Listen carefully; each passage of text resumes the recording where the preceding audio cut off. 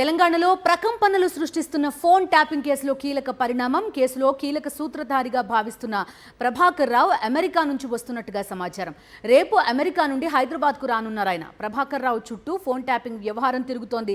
అందుకే ఆయన్ను విచారించాలని ఎస్ఐటి ప్రయత్నిస్తోంది. ప్రభాకర్ రావును విచారిస్తే మరిన్ని విషయాలు వెల్లడయ్యే అవకాశం ఉంది. ప్రభాకర్ రావు విచారణ తర్వాత బీఆర్ఎస్ నేతలకు నోటీసులు ఇచ్చే అవకాశం కూడా ఉంది.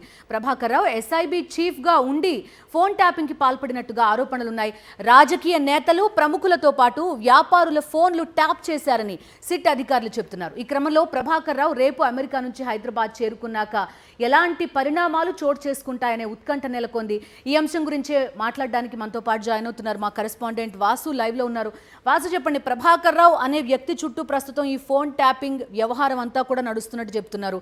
ఆయన విచారణ పూర్తయ్యాక బీఆర్ఎస్ నాయకులు కొందరికి కూడా నోటీసులు ఇచ్చే అవకాశం ఉందంటున్నారు. మీ దగ్గర ఉన్న అప్డేట్స్ ఏంటి?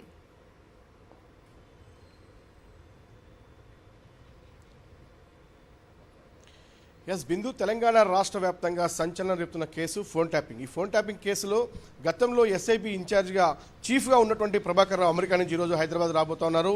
బంజారాహిల్స్ పోలీస్ స్టేషన్లో పంజాగుట్ట పోలీసుల ముందు విచారణకు హాజరు కాబోతున్నారు. ప్రధానంగా ఇప్పటివరకు అతనిపైనే ప్రధాన ఆరోపణలు ఉన్నాయి.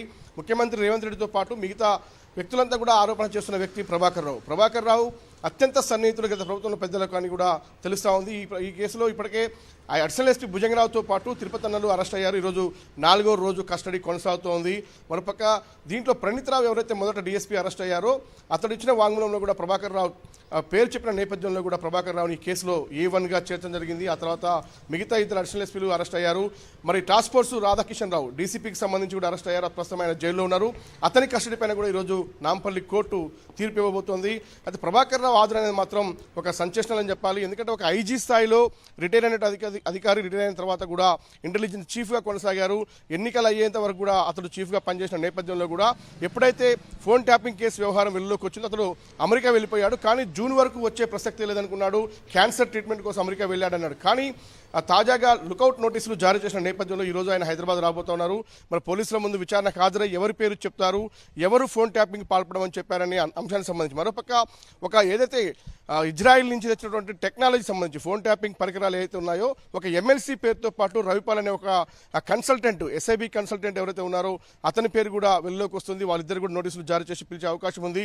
కానీ బీఆర్ఎస్ పార్టీలో కీలక నేతలు ఎవరు ప్రభాకర్ రావుతో ఫోన్ ట్యాపింగ్ చేపించారు, ఆ ఎమ్మెల్సీ ఎవరు అన్న అంశానికి సంబంధించి వాళ్ళందరికీ కూడా నోటీసులు జారీ చేసి విచారించే అవకాశం ఉంది. ప్రభాకర్ రావు అరెస్ట్ కూడా తప్పదని మాత్రం మనకు తెలుస్తా ఉంది. ఈ రోజు సాయంత్రం లేదా రేపు ఉదయం ప్రభాకర్ రావును అరెస్ట్ చేసి కోర్టులో హాజరుపరచబోతా ఉన్నారు. బిందు. Okay Vasu, thank you.